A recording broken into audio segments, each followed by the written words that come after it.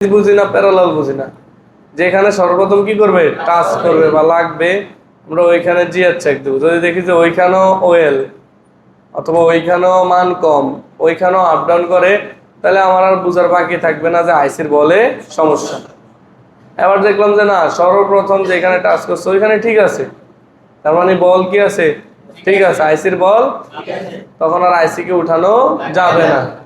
তখন আমরা সামনের দিকে আগাবো, আগিয়ে দেখবো যে কোনখান পর্যন্ত ঠিক থাকে আর কোনখান থেকে ঠিক থাকে না। যেখান থেকে ঠিক পাবো না, বুঝবো যে ওইখানে কি আছে। যেমন এখানে আছে, আউটসাইডে নাই, তাহলে কার ভিতরে সমস্যা, রেজিস্টরে। নতুন আর একটা লাগাই দিব।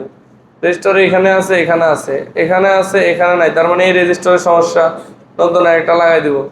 এখানেও আছে, এখানেও আছে, এখানেও আছে, এই ক্যাপাসিটরও আছে, কিন্তু এই কানেক্টর নাই, তাহলে এখান থেকে এখানে জাম্পার করে দেব। বুঝতে পারছি স্যার?